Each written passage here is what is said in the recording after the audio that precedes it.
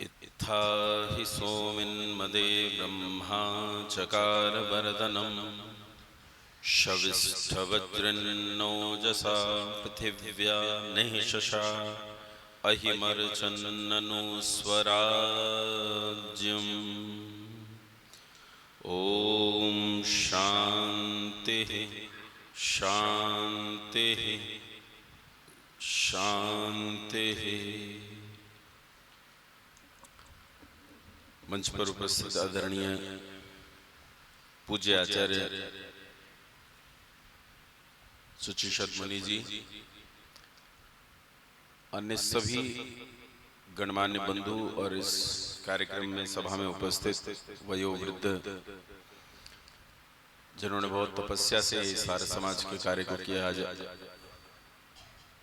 पूज्य राजेंद्र व्यास जी, इस कार्यक्रम के विद्वान संचालक महोदय, कार्यकर्तागण सभी और सम्मुख बैठे हुए श्रोताओं, आज थोड़ा सा प्रबंध करते हैं। बालक बहुत पीछे बैठ गए हैं, आप लोग थोड़ा आगे आ जाओ। आप लोग नहीं, आप ही थोड़ा सा आगे आ जाओ, वो आ जाएंगे, फिर वो अव्यवस्था बहुत हो जाएगी।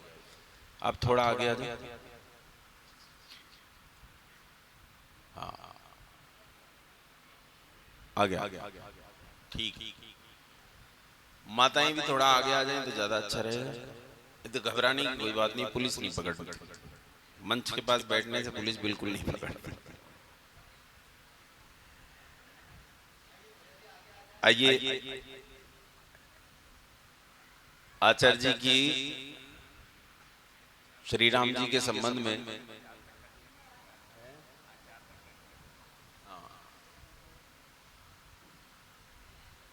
नागर जी,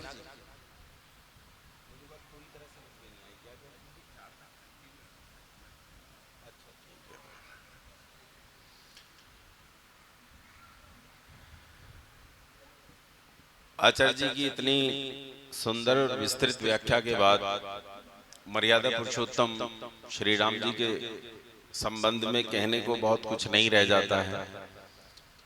लेकिन आइए थोड़ी सी चर्चा मैं भी आपके बीच में करने का प्रयास करूंगा और समझाने की चेष्टा करता हूं कि श्री राम हमारे लिए महत्वपूर्ण हो सकते हैं या नहीं, और हो सकते हैं तो किन किन एस्पेक्ट्स में हो सकते हैं। मैं छोटा था तो मुझे एक गीत बहुत पसंद था, टीवी में गीत बजा करता था, हो सकता है आपने भी सुना हो, ठुमक चलत रामचंद्र बाजत पैंजनिया, और खूब बजता था ये और बहुत अच्छा लगता था। उसमें टीवी में रामानंद सागर का एक सीरियल आता था रामायण के नाम से, और उसमें वो जब राम जी जो बनाए हुए थे, छोटा बच्चा जो है वो तगड़ी वगड़ी बांध के ढोलना बजता हुआ जाता था, तो वो बहुत सम्मोहित करता था, बहुत अच्छा लगता था, मुझे बहुत अच्छा लगता था। लेकिन राम जी ठुमक के चलता है और इसे देखकर हमें बहुत अच्छा लगता है। और आज राम जी के बारे में थोड़ा सा देखते हैं, वो कैसे कैसे ठुमकता है, कैसे कैसे जानता है। हमारे भजनोपदेशक लोग जैसे आदरणीय अनिल जी अभी यहाँ आग बरसा रहे थे, तो ऐसे भजनोपदेशकों ने जो स्वयं काव्य करते रहे, उन्होंने आर्य समाज के भजनोपदेशकों से मैंने कई बार सुना है, वो कहते हैं जीवन खत्म हुआ तो फिर जीने का ढंग आया, जब शम्मा बुझ गई तो फिर महफिल में रंग आया। जब काम ही खत्म हो गया तब जाके पता चला भाई जीवन ऐसे जीते। जैसे मैं भी ग्रामीण क्षेत्र का व्यक्ति हूं, बल्कि आप तो ग्राम में रहते हैं, अपन तो वन में रहते हैं, जंगल में रहते हैं। तो ग्रामीण क्षेत्र में तो सामान्यतः मकान जैसे आपके हमारे होते हैं ऐसे होते हैं, लेकिन आजकल दिल्ली बंबई में ऐसे मकान नहीं होते। देखे आपने दिल्ली बंबई के मकान हैं, एक के ऊपर एक के ऊपर एक, कई मंजिल होती है। कितनी मंजिल तक होती होंगी हैं? अच्छा, मैंने सोचा कि 20-25 मंजिल बहुत होती होंगी। फिर मैं बंबई गया तो मुझे किसी ने बताया 100 मंजिल के भी होते हैं। इतने बड़े बड़े टावर खड़े हो गए आज। तो 3 मित्र थे। अच्छा, जाना पड़ता है उनमें लिफ्ट से, जीने से नहीं, मर जाएगा आदमी जीने से जाता जाता। तो उसमें एक मशीन लगी होती है लिफ्ट, उसमें जाना पड़ता है, उसमें बैठ के जाते हैं, वो खींच के ऊपर रख देती है जहां भी जाना होता है आपको। पर लिफ्ट खराब हो जाए तो दिक्कत हो जाती। 3 मित्र थे, उनका 100वीं मंजिल पे मकान था और उस दिन लिफ्ट खराब थी।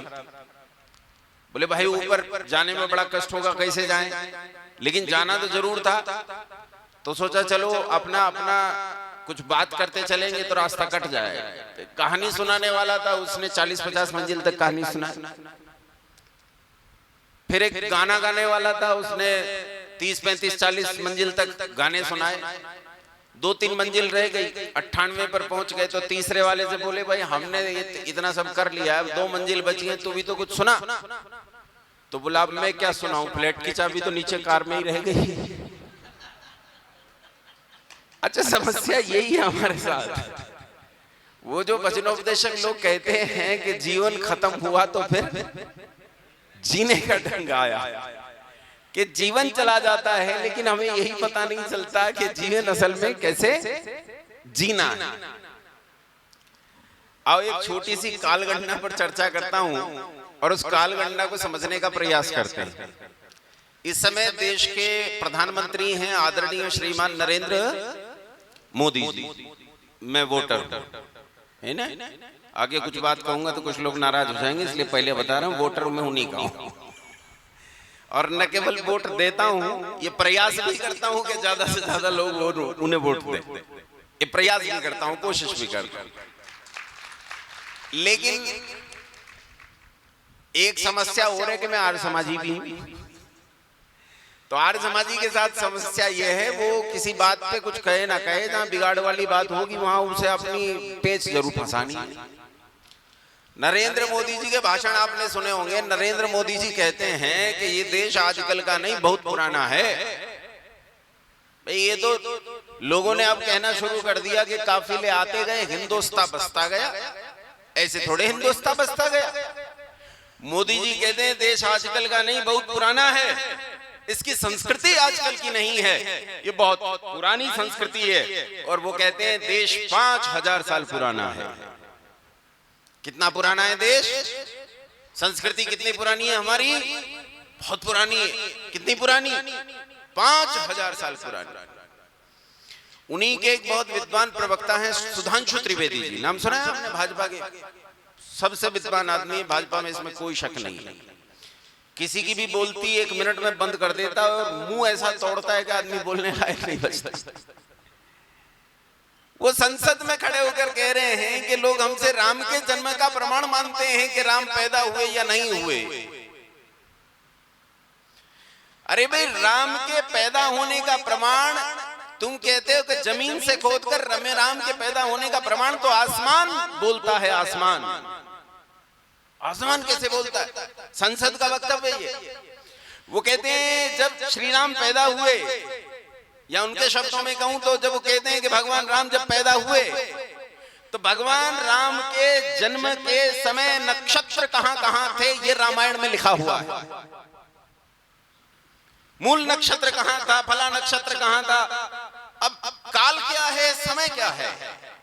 समय क्या है? क्यों रे पाल को, ये जो पीछे ब्रह्मचारी बैठे हैं आर्य वीर दल वाले, बताओ भाई समय क्या है? क्या है समय? अच्छा पूछो समय क्या है तो लोग ट्रांसलेशन कर देते, बोले टाइम है। ये तो अंग्रेजी ट्रांसलेशन हो गया ना। लेकिन समय है क्या? काल है क्या? होता क्या है काल? काल बनता कैसे है? क्या काल नाम की कोई राशि है? क्या काल सच में होता है? अभी आचार्य जी आपको कलयुग और सतयुग के बारे में बता रहे थे, तो ब्राह्मणकार कहता है कलिह सयानो भक्ति संजिहान द्वापर उत्तिष्ठन् त्रेता भक्ति कृतम संपद्यते चरण चरैवेति चरैवेति चरैवेति। काल है क्या? समय है क्या? टाइम क्या है? अच्छा इतना सारा तुम पढ़ते हो। मेरे अच्छी तरह याद है जब मैं पढ़ता था 9वीं क्लास में समय और समय के मानक पढ़ाना शुरू कर देते कि समय को नापने की इकाई सेकंड है। इंटरनेशनल स्टैंडर्ड्स टाइम जो यूनिट है उसकी वो सेकंड है। सेकंड में समय को नापा जाता है, उसके बाद बड़ी इकाइयां बनाई जाती हैं। लेकिन वहां उनसे कोई पूछे कि समय क्या है, है किसी को पता कि समय क्या है? सोचो। फिर हम कहते हैं राम पैदा हुए 5000 साल पहले, या कहते हैं देश 5000 साल पुराना है।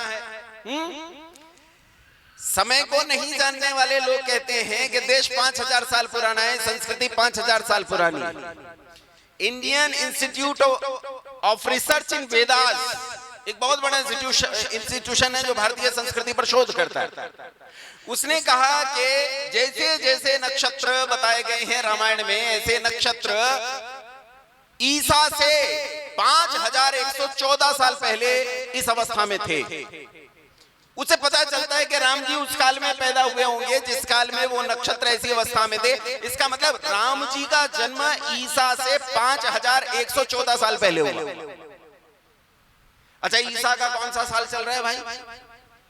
2025। जोड़ो तो फटाफट।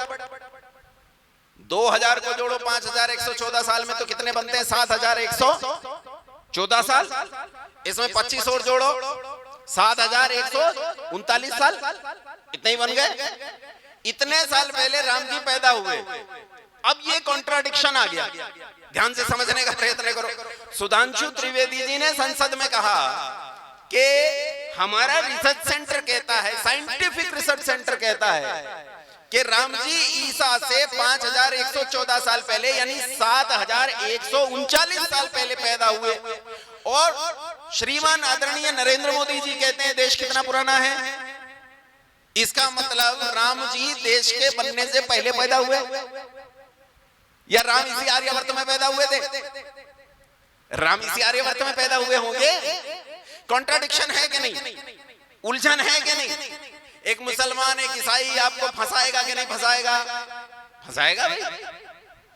तुम फंस जाओगे, तुम अपनी ही कालगणना में फंस रहे हो, तुम्हें पता ही नहीं है तुम्हारी कालगणना क्या। ठीक से पता करो। प्रधानमंत्री जो बोल रहे हैं वो प्रमाण है भाई, यूं थोड़ा होता है। मैं पिछले दिनों अयोध्या चला गया तो एक आदमी मुझसे बोले जी आपके वक्तव्य बहुत पॉलिटिकल होते हैं। मैं राम पे बोलता हूँ, राम देखो कितना बड़ा पॉलिटिक्स बाज था है। मैं जब गया राम जी का मंदिर में विवाद चल रहा था, उस समय जब मैं गया तो 4 किलोमीटर पहले से पुलिस पड़ी थी। तो मेरे साथ एक बूढ़े थे, दादा थे। मैं दादा से बोला, मैंने कहा दादा ये राम जी बहुत बड़ा राजनीतिज्ञ था। बोले क्यों? मैंने कहा जब तक जिया इसके चारों तरफ सेना पड़ी रही, आज ये मर गया है, लेकिन मरने के बाद भी 4-4 किलोमीटर तक सेना पड़ी हुई। इससे बड़ा राजनीतिज्ञ और कौन हो सकता है? मैं अयोध्या में गया तो अयोध्या में मेरे साथ सब लोग आर्य समाज में गए थे हम लोग। तो सबकी इच्छा हुई कि भाई राम जन्मभूमि देखने चले। मेरी ईंट पत्थर मिट्टी में ज्यादा रुचि रहती नहीं है, सब जगह एक जैसे ईंट मिट्टी ऐसा ही पत्थर है, सब ऐसे ही ईंट मिट्टी है, कुछ ज्यादा अंतर होता नहीं। मेरी इच्छा हुई कि मैं सरयू नदी को देख कर आऊं। सब उधर चले गए, अपन सरयू पे चले गए।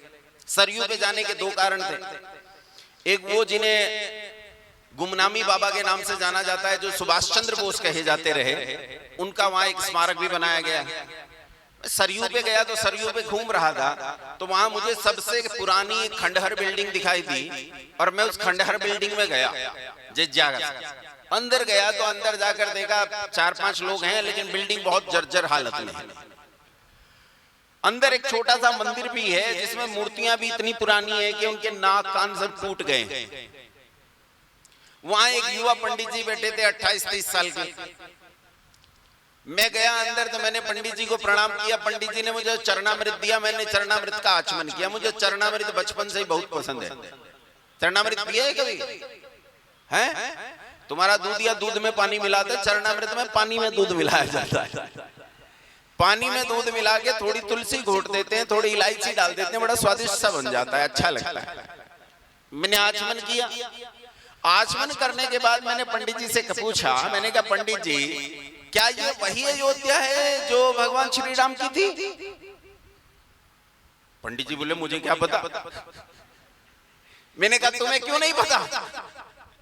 अरे उसी के नाम का खा रहे हो, तुम्हें तो पता होना चाहिए क्या ये वही अयोध्या है जो भगवान श्री राम की थी।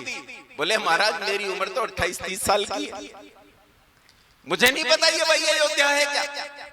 मैंने कहा पर पता क्यों नहीं? बोले पता कैसे होगा, राम जी पैदा हुए द्वापर और त्रेता के संधि काल में। कब पैदा हुए राम जी? द्वापर और त्रेता के संधि काल में पैदा हुए। और बोले कलयुग जो होता है वो 4,32,000 साल के समय को कहते हैं। इससे 2 गुना द्वापर यानी 8,64,000 साल का हो गया। अरे माताएं देख रही हो कि सुन भी रही हो, समझ रही हो? कलयुग कितने साल का? 4,32,000 साल का। और द्वापर कितने का हो गया? दुगुना कितना हुआ? 8,64,000 साल। ध्यान दिया करो, है ना? माताओं की समस्या होती है लीलावती कलावती की कहानी में फंसी रहती। लीलावती की नाव डूब गई, कलावती की निकल गई। क्यों निकली, क्यों डूबी, कुछ पता है? कलयुग 4,32,000 साल का, द्वापर होता है 8,64,000 साल का। और द्वापर से पहले यानी द्वापर शुरू होने जा रहा था उस संधि काल में श्री राम जी पैदा हुए। इसका मतलब 8,64,000 साल तो द्वापर के बीत गए। पंडित जी ने कहा कितने बीत गए? 8 लाख और 5,000 साल ये कलयुग के बीत गए। तो कितने हो गए? मोटा मोटी 8,70,000 साल हो गए। तो उन्होंने कहा अगर कुछ पहले को पैदा हुए हो तो मोटा मोटी राम जी को पैदा हुए 9 लाख साल बीत गए। कितने साल बीत गए? अगर इसी चतुर्युगी में पैदा हुए हो तब, अगर इससे पिछले किसी चतुर्युगी में पैदा हुए तब तो गड़बड़ हो जाएगी। 4 युग, कलयुग, द्वापर, त्रेता और कृतयुग, इन 4 युगों को मिलाकर एक चतुर्युगी बनती है। ऐसी 71 चतुर्युगी का एक मनवंतर होता है। ऐसे 14 मनवंतर का एक सृष्टिकाल होता है। तो अगर वो इसी चतुर्युगी में पैदा हुए हैं तब राम जी को पैदा हुए कितने वर्ष बीत गए? 9 लाख साल बीत गए। कम से कम इतना समय बीत गया है। भाई मैं इतना प्रसन्न हुआ पंडित जी पर, मुझे नहीं पता वो क्या क्या पाखंड करता होगा, चाहे शाम को पबुआ पीता हो, लेकिन मेरी जेब में जितने पैसे थे इस कालगणना के लिए मैंने उन्हें निकाल कर दे दिए। मैंने कहा बेटा इतना तो तेरा बनता है जितना तूने किया। अब मुझे बताओ राम जी पैदा हुए 9 लाख साल पहले और देश कितना पुराना है? 5,000 साल पुराना। फिर ये जो तुमने प्राण प्रतिष्ठा की है इसका क्या औचित्य? फिर इस प्राण प्रतिष्ठा का तो कोई औचित्य नहीं है, क्योंकि राम जी तो 9 लाख साल पहले पैदा हुए और तुम कह रहे हो देश 5,000 साल का। अगर देश 5,000 साल पुराना है इसका मतलब है राम जी पैदा ही नहीं हुए।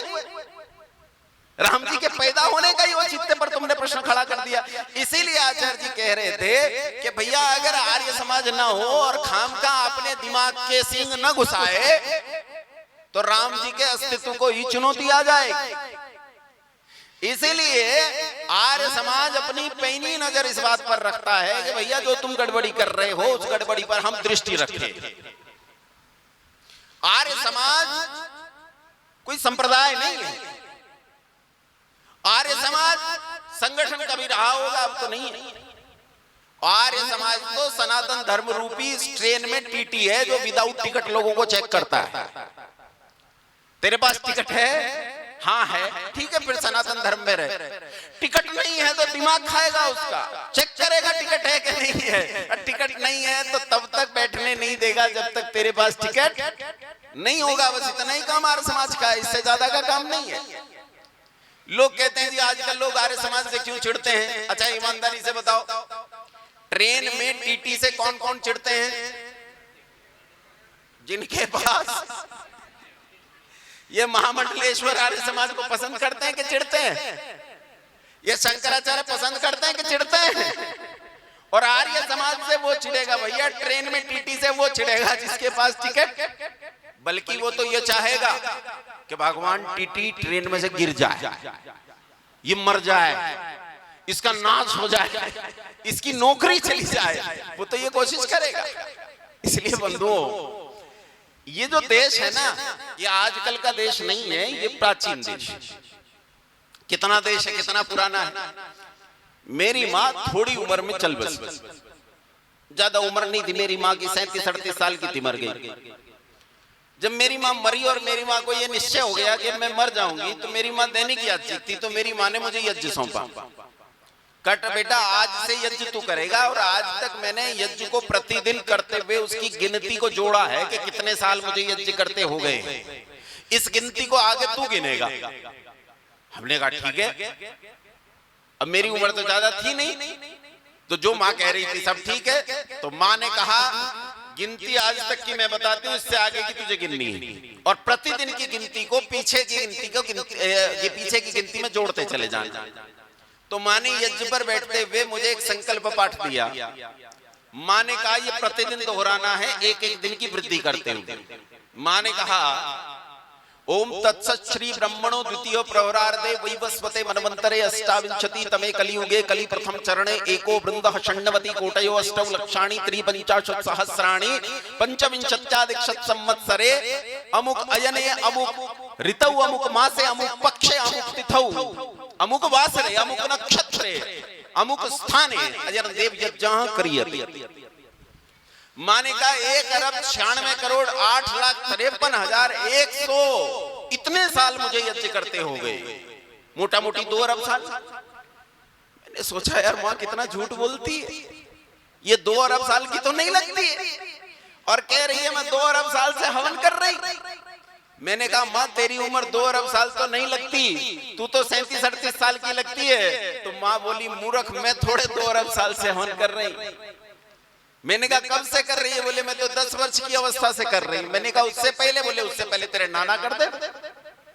मैंने कहा नाना से पहले? बोले उसके नाना, उसके पिता। और मैंने कहा उससे पहले? बोले उसके पिता। और मैंने कहा उससे पहले? बोले उसके पिता और उससे पहले उसके पिता और उसके पिता और उसके पिता और उसके पिता। और सृष्टि के आदि काल से लेकर जब यज्ञ प्रारंभ हुआ, एक एक दिन की गिनती को जोड़ते हुए, संकल्प पाठ में रखते हुए आज पर्यंत इस गिनती को जोड़ते चले आए। इसलिए हमें पता है ये देश 9 लाख साल पुराना भी नहीं, ये देश 2 अरब साल पुराना है। 2 अरब साल पुराना, 5,000 साल पुराना देश नहीं है। वकील होते हैं कचहरी में, वहां डायरी को एविडेंस माना जाता है। डायरी समझते हो? जो आदमी प्रतिदिन डायरी लिखता है, उसकी प्रतिदिन नियमित लिखी हुई डायरी को कोर्ट में प्रमाण माना जाता है। कैसे? ध्यान से सुनो। मान लो तुम किसी लाला जी के यहां से उधार सामान खरीद कर लाते हो, तो वो अपनी बही में प्रतिदिन की दिनांक डालकर तुम्हारा उधार, अन्य लोगों का भी उधार उसमें लिखते चले जाते हैं। लिखते हैं कि नहीं लिखते? अच्छा तुम उधार नहीं लेते होंगे, हम तो लेते हैं भाई। तो गुरुकुल का काम ही नहीं चले उधार के बिना, तो टोपी बदल बदल के गुरुकुल चलाने पड़ते हैं। इसका उधार उसके सिर और उसका उधार उसके सिर, तब चलता है। उधार जब लेने जाते हैं तो बही में लिखता है वो। अगर कल मेरा और दुकानदार का झगड़ा हो जाए, अब मुझे ईमानदारी से उत्तर देना, इतनी जानकारी कानून की तुम सब रखते हो, उसकी ये डायरी कचहरी में प्रमाण मानी जाएगी कि नहीं मानी जाएगी? बोलो भाई। अरे 2 साल 3 साल पुरानी डायरी, 1 साल पुरानी डायरी कचहरी में प्रमाण मानी जाती है। यह संकल्प पाठ 2 अरब साल पुराना है। कोई झुठला सकता है इसे संसार में? 2 अरब साल पुरानी डायरी है, ये तो प्रमाण मानना ही पड़ेगा।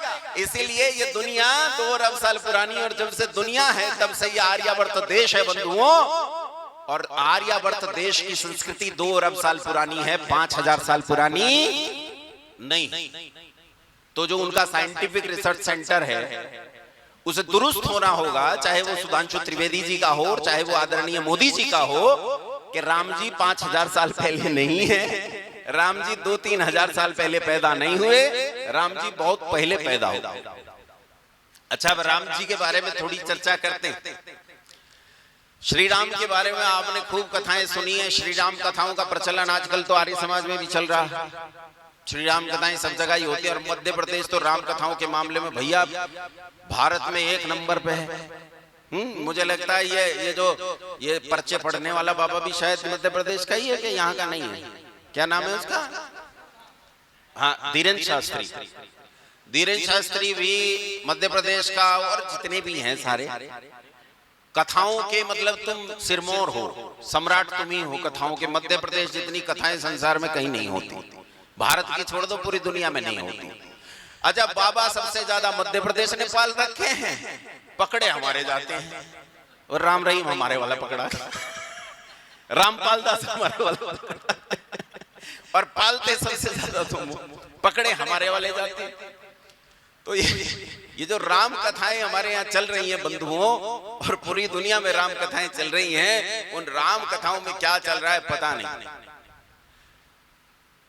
कवि बहुत अच्छे हैं तुलसीदास जी, वो जो कविता लिखते हैं वो कविता अद्भुत है। मैं कविता को तो उनके काव्य को तो प्रणाम करता हूं, उनका काव्य बहुत अद्भुत है ना। क्या अच्छा लिखा है। आजान बुज्जर चाप दर संग्राम जित खर दूषणम कंदर पगुणित अमित छवि नव नील नीरद सुंदरम पटपीत मानहु तड़ित। क्या बढ़िया प्रवाह है काव्य में, इसमें कोई शक नहीं।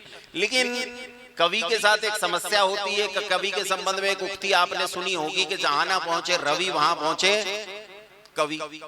अब भैया कवि क्या कहे जाए अपनी काव्य की प्रवाह में, इसका कोई भरोसा नहीं होता। एक तरफ वो राम जी को भगवान घोषित करते हैं, ईश्वर घोषित करते हैं, और दूसरी तरफ वो क्या कहते हैं ईश्वर के संबंध में, कहते हैं बिनु पग चले सुने बिनु काना कर बिन कर्म करे विधिनाना।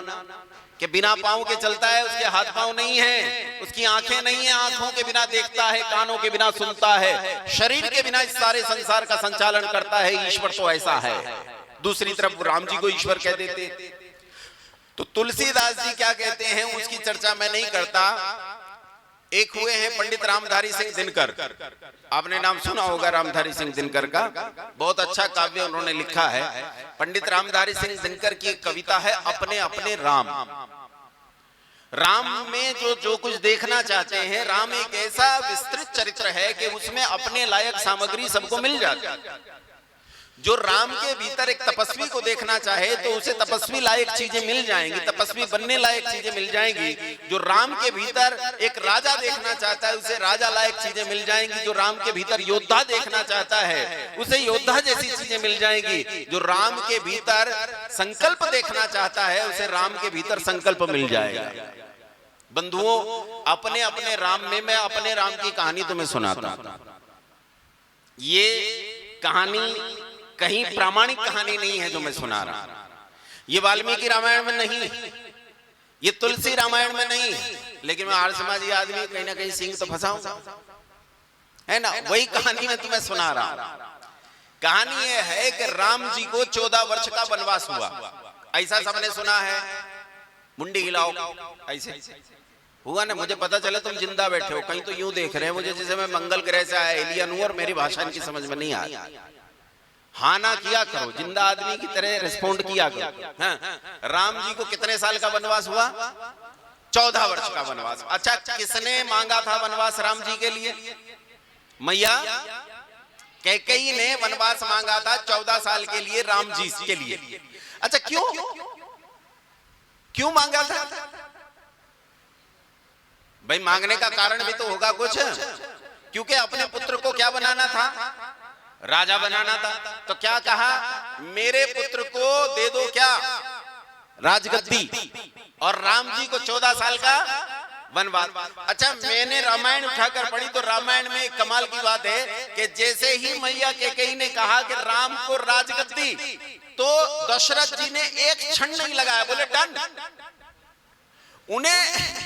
उन्हें राम जी के लिए राजगद्दी की आवश्यकता नहीं थी, वो तो राम से प्रेम करते थे।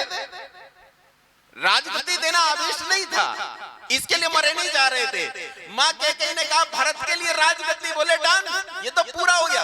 अगला बता, कितने वर मांगे थे? 2।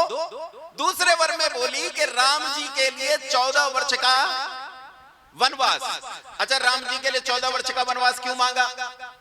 क्योंकि राम जी से भरत के राज्य को खतरा हो सकता था। औरंगजेब ने अपने भाई नहीं मार डाले गद्दी के लिए? बुद्ध राजा अशोक ने अपने 6 भाइयों का कत्ल किया गद्दी के लिए? तो राजाओं के दिमाग में तो, रानियों के दिमाग में तो राजनीति रहती होगी ना। उन्हें तो लगता होगा ना, अरे भाई अखिलेश यादव ने मुलायम सिंह यादव को मार डाला, बहुत बुरी बेइज्जती करी थी। आपको तो पता नहीं, हम तो उत्तर प्रदेश के लोग हैं, हमें पता है क्या हाल किया था गद्दी के लिए। तो लोग कहते हैं मां कैकेयी ने राम को 14 वर्ष का वनवास दिया क्योंकि भरत की गद्दी को क्या हो जाता? खतरा। अच्छा, एक बात बताओ, 14 साल के बाद खतरा नहीं होता? अगर मां कैकेयी को भरत का राज्य सुरक्षित करना था और वो थोड़ी भी बुद्धिमती थी, तो ये बताओ उसे 14 साल का वनवास मांगना था कि आजीवन वनवास मांगना था? ऐसी तो कोई शर्त नहीं थी कि 14 साल से ऊपर का वर नहीं दूंगा, ऐसी तो कोई कंडीशन थी नहीं। अगर थोड़ी भी बुद्धि मां कैकेयी में होती तो वो आजीवन वनवास मांगती, मैं तो मांगता। कितना वनवास मांगता? आजीवन। तब मेरे पुत्र का राज तिलक जो है वो सुरक्षित हो जाता, वो जब तक जीता तब तक उसी का राज्य रहता, ऐसा हो जाता। लेकिन मां कैकेयी ने कितने साल मांगे? केवल क्यों? प्रश्न नहीं है क्या? बोलो प्रश्न है कि नहीं है? अच्छा ये बताओ, मां कैकेयी को ये 2 वर कहां मिले थे? अरे झगड़ा चल रहा था, झगड़ा चल रहा था, छोटा मोटा झगड़ा नहीं था। अमेरिका और रशिया में झगड़ा चल रहा था, देवासुर संग्राम था। और देवासुर संग्राम में देवताओं ने, मतलब कोई बड़ा राज्य रहा होगा, उसने दूसरे एक भयंकर, जिसके पास परमाणु हथियार हो गए, इसी एक बड़े राज्य के खिलाफ राजा दशरथ से आग्रह किया कि अपनी चतुरंगिनी सेना लेकर आ जाइए, मुझे आपकी सहायता की जरूरत है। और राजा दशरथ चतुरंगिनी सेना लेकर युद्ध में चले गए। लेकिन ताज्जुब की बात यहाँ, अरे बालकों ध्यान से सुनो, ताज्जुब की बात यहाँ ध्यान से देखो कि जब चतुरंगिनी सेना लेकर राजा दशरथ युद्ध के मैदान में अपने फाइटर प्लेन में लड़ रहे थे, तो उसी फाइटर प्लेन में कौन मौजूद थी? एक उदाहरण तो पूरी दुनिया में, जहां कोई राजा, कोई योद्धा, कोई वॉरियर, कोई सैनिक, कोई ब्रिगेडियर, कोई मेजर, कोई कर्नल अपने फाइटर प्लेन में अपनी रानी को साथ लेके गया हो। इसका मतलब क्या है? एक बात तो पक्की है कि रानी युद्ध कला को बहुत अच्छे से जानती थी, युद्ध के बारे में उसे बहुत अच्छी जानकारियां थी। रानी न केवल युद्ध के बारे में जानती थी, अपितु क्या हुआ, उस फाइटर प्लेन में गड़बड़ी आ गई। फाइटर प्लेन के इंजन में क्या हुआ? गड़बड़ी आ गई। और जब तक राजा दशरथ को पता चलता, तब तक तो मां कैकेयी ने फाइटर प्लेन में आई गड़बड़ी को ठीक कर दिया। शायद उन्होंने एरोनॉटिकल इंजीनियरिंग पास किया हो, मुझे नहीं पता, लेकिन कुछ ना कुछ तो वो ऐसा जानती थी कि उस समय के उस युद्धक वाहन को वो ठीक करना जानती थी। और मां कैकेयी ने युद्धक वाहन को ठीक कर लिया। तब राजा दशरथ ने कहा कि रानी, मैं तो आश्चर्य कर रहा हूं कि ये राफेल तो अभी अभी हमने खरीदा था, ये F-16 तो अभी अभी हमने नया बनाया, अत्याधुनिक वाहन है, लेकिन इसे भी तू सुधारना जानती है। मैं तो तेरी योग्यता और बुद्धि से आश्चर्यचकित हूं। मुझसे 2 वर मांग ले, जो तू मांगेगी मैं दूंगा। रानी बोली, क्या जरूरत? जिसका पति चक्रवर्ती सम्राट हो, जिसके घर में उसके पिता और रजवाड़े सब सुरक्षित हो, कहीं कोई समस्या ना हो, कोई धन की नहीं, किसी किस्म का दुख ना हो, मैं क्यों मांगू? मुझे किसी वर की कोई जरूरत नहीं। राजा सिर हो गए, बोले नहीं मांगने पड़ेंगे। बोले उधार रख लो, जैसे आचार्य जी कहते हैं ना, 3 मिनट ऊपर हो गई, उधार रख लो, बाद में काट लेना भाई। तो इसे उन्होंने कहा उधार रख ले, फिर ले लूंगी राजा, अभी तो मुझे जरूरत नहीं है। फिर क्या हुआ? फिर ऐसा हुआ कि राजा दशरथ बुढ़ापे में पिता बने, और जब तक पुत्र युवा हुए तब तक राजा दशरथ और बूढ़े हो गए। और राजा दशरथ पुत्रों के मोह में इतने पागल हो गए, पुत्रों के सिवाय कुछ नहीं दिखता था। विश्वामित्र आए कि मेरे यज्ञ भंग हुए जाते हैं, अपने पुत्रों को मेरे साथ भेज दो।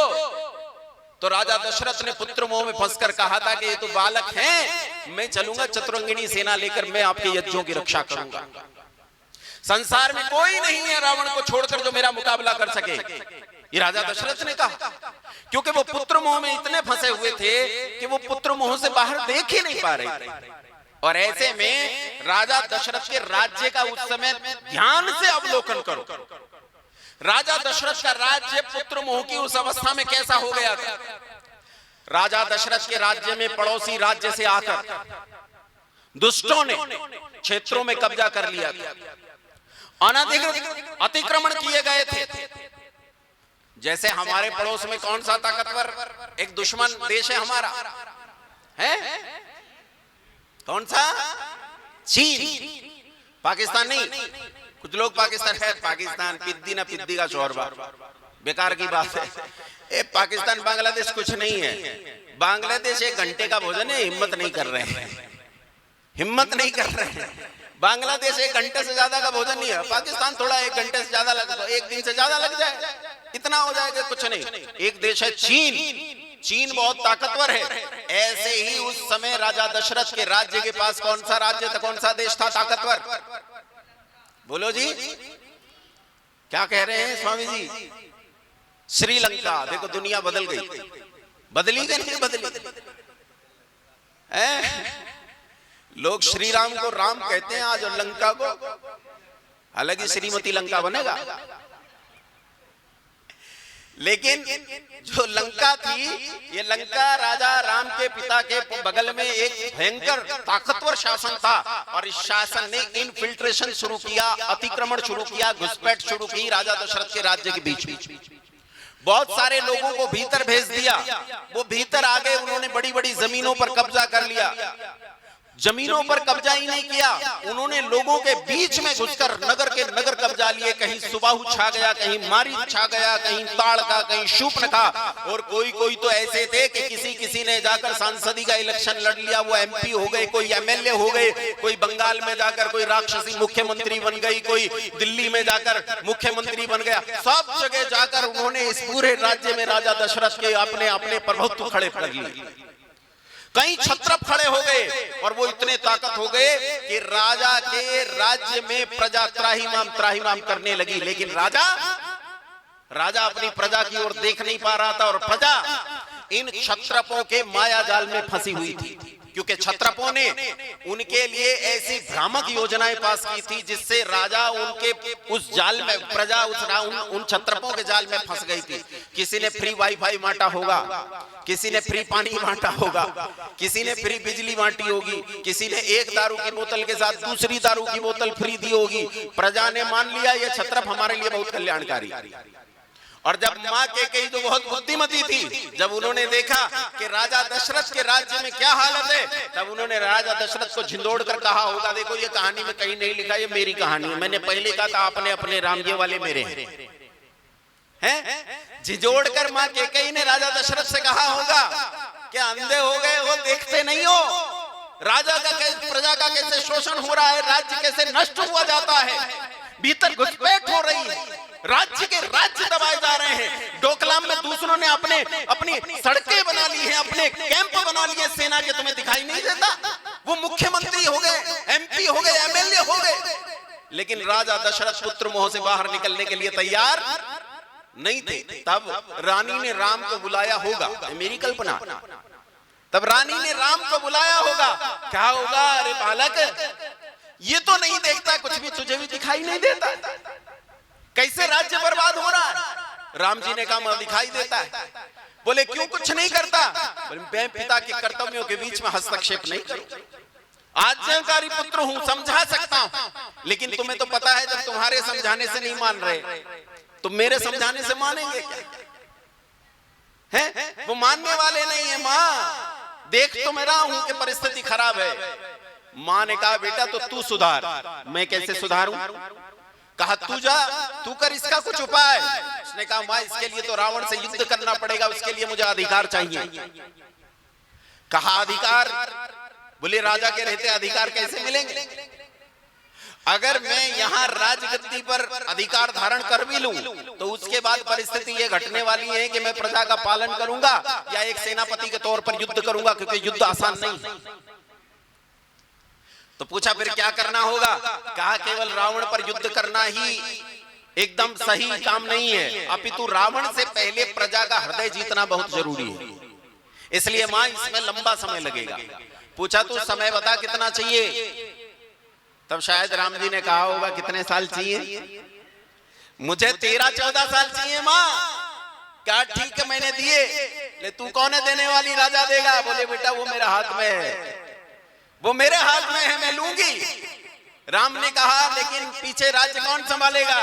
बोले तेरे बाद तुझे कौन लगता है कि राज्य संभाल सकता है? कहा केवल भरत संभाल सकता है, क्योंकि लक्ष्मण जी का तो आचार्य जी ने बताया बात बात में बाण निकाल लेता है। ये नहीं संभाल पाएगी। कल्याण कोई कर सकता है तो भारत कर सकता है, बोले ये तो और अच्छा है, वो मेरी कोख से जना है, उसके लिए दूसरी चीजें का। माँ अगर तूने ऐसा किया तो तू बदनाम हो जाएगी, दुनिया तुझे गालियां देगी, समय बीतेंगे, सालों तक तुझे गालियां दी जाएंगी, शताब्दियों और युगों तक तुझे गालियां दी जाएंगी। माँ ने कहा मेरा राष्ट्र सुरक्षित रहे, इसकी मुझे कोई चिंता नहीं है कि दुनिया मुझे गाली दे के मुझे पुरस्कार दे, मेरा राष्ट्र सुरक्षित रहना चाहिए। तू जा और अपने कर्तव्य की पालना कर, मैं उपाय करती हूँ। रामायण उठाकर पढ़ो, ताज्जुब की घटना सुनो। पूरी रामायण में राम जी को जंगल में जाने के लिए किसी ने आदेश पारित नहीं किया। बताओ किसने कहा? किसने? न पिता ने कहा न किसी और ने कहा, लेकिन इधर तो माँ गई कोप भवन में, उधर लड़का, क्योंकि माँ बेटे की दोनों की घुटपुट होली थी भीतर, दोनों भीतर बैठ के गड़बड़ी कर चुके थे, वार्तालाप कर चुके थे।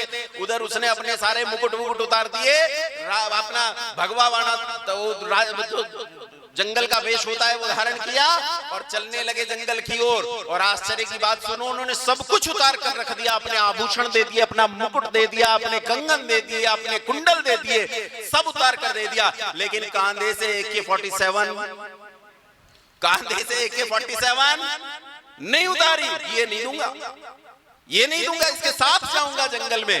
बंधुओं जब वो गया और उसका भाई, दोनों के कांधे पे AK-47 थी और दोनों चले। जब जंगल में गए तो उन 13 साल में, जिन 13 साल तक कुछ नहीं हुआ, तुम्हें क्या लगा राम जी कंदमूल फल खाते रहे? तुम्हें क्या लगा राम जी वनवास में इधर उधर बैठकर केवल मोटापा बढ़ाते रहे?